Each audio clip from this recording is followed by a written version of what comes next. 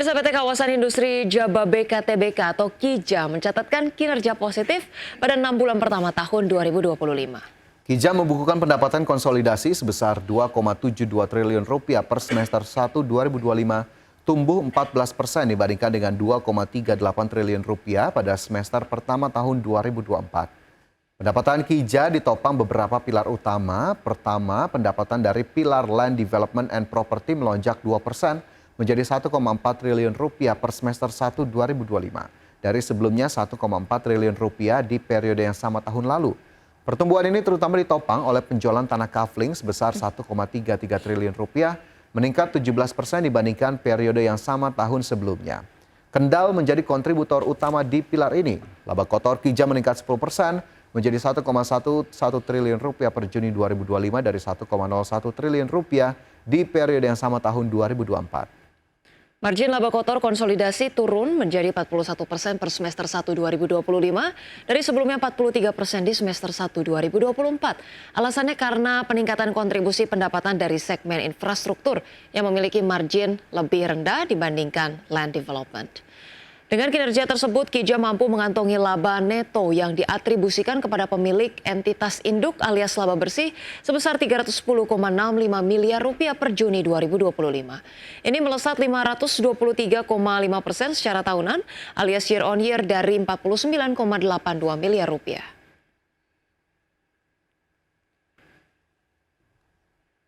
Emiten penyedia jasa dan fasilitas perjalanan PT Arsi Buana Travelindo Tbk mencatatkan pertumbuhan pendapatan pada semester 1 2025 yang ditopang oleh peningkatan bisnis hotel. Total pendapatan perseroan mencapai Rp521,77 miliar, tumbuh 21% dibandingkan periode yang sama di tahun sebelumnya. Kontribusi segmen hotel mencapai Rp478,74 miliar atau 92% dari total pendapatan, meningkat dibandingkan capaian pada semester 1 2024. Ya, adapun pendapatan dari tiket pesawat dan paket umroh masing-masing sebesar Rp33,18 miliar dan Rp9,85 miliar. Di sisi bottom line, laba bersih meningkat 12% menjadi Rp26,7 miliar. EBITDA juga meningkat secara tahunan dan mencerminkan pengelolaan beban operasional yang lebih efisien. Dengan struktur keuangan yang semakin solid dan tren permintaan yang tetap kuat, perseroan pun optimistis dapat mempertahankan momentum pertumbuhan hingga akhir 2025. Market Buzz, pemirsa, kita ke informasi emiten. Emiten Perkebunan Kelapa Sawit PT Pulau Subur Tbk atau PTPS menyampaikan rencana pembagian dividen interim untuk periode tahun buku 2025. Ya, keputusan pembagian dividen interim disebut sesuai dengan kesepakatan Dewan Direksi yang telah disetujui Dewan Komisaris pada tanggal 4 Agustus 2025 lalu. PTPS akan memberikan dividen interim senilai Rp6,5 miliar atau Rp3 per saham. PTPS akan melakukan pembayaran dividen pada tanggal 27 Agustus 2025, data keuangan per 30 Juni 2025 yang mendasari pembagian dividen antara lain laba bersih yang didapat diatribusikan kepada entitas induk Rp15,4 miliar, saldo laba yang ditahan yang tidak dibatasi penggunaannya Rp58,69 miliar, serta total ekuitas perusahaan Rp192,33 miliar. PTPS berdiri sejak 1980 di Palembang dan memulai usahanya di bidang perkebunan, peternakan, dan perikanan. Seiring semakin meningkatnya tren permintaan terhadap minyak kelapa sawit, PTPS menangkap peluang dan memutuskan untuk fokus pada pengembangan kelapa sawit hingga kini.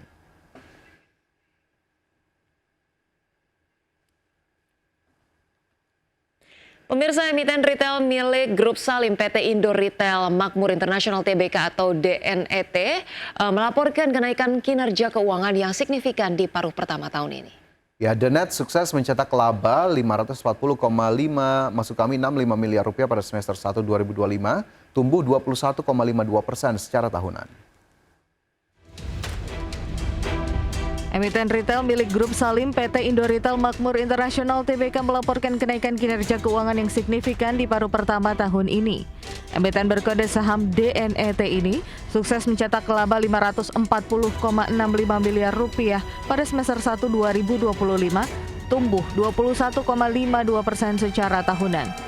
Laba per saham ikut terkerek menjadi Rp38,12 dari sebelumnya Rp31,37. Sementara pendapatan perusahaan naik 14,94% menjadi 801,37 miliar rupiah dengan penopang utama dari segmen korporasi dan retail. Pendapatan dari segmen korporasi tercatat 455,45 miliar rupiah, sedangkan segmen retail mencapai 304,73 miliar rupiah.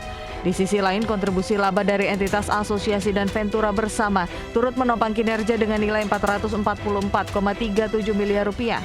Indomarko Prismatama menyumbang sebesar 479,99 miliar rupiah, sementara Roti positif 18,5 miliar rupiah dan FAS masih merugi 50,36 miliar rupiah. Hingga akhir Juni 2025, total aset perseroan naik menjadi 21,88 triliun rupiah dengan liabilitas turun tipis ke 7,09 triliun rupiah. Ekuitas menguat ke level 14,79 triliun rupiah, namun saldo kas dan setara kas sedikit menurun menjadi 1,21 triliun dari sebelumnya 1,28 triliun rupiah. Berbagai sumber IDX Channel. Pemirsa, kinerja pertumbuhan ekonomi kuartal 2 2025 tumbuh sebesar 5,12%. Iya, Badan Pusat Statistik mencatatkan terdapat 5 sektor ekonomi yang menjadi pendorong pertumbuhan secara positif.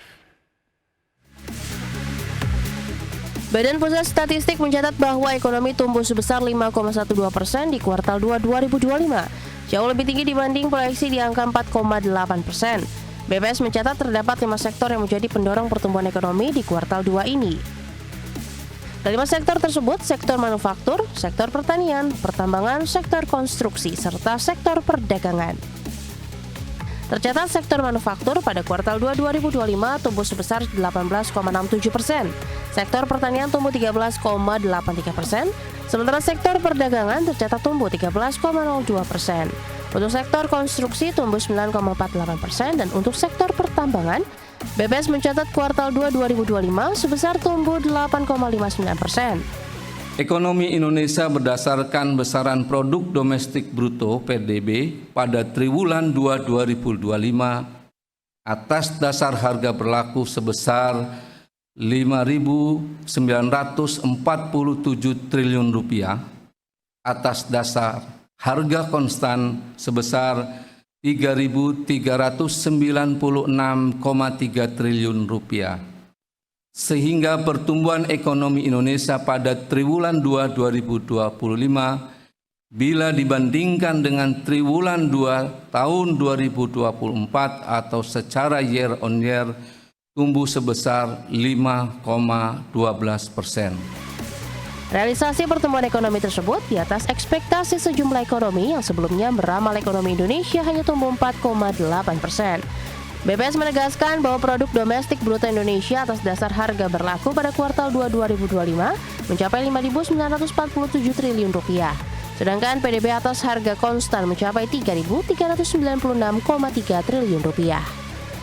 Dari Jakarta, Tim Liputan, IDX Channel.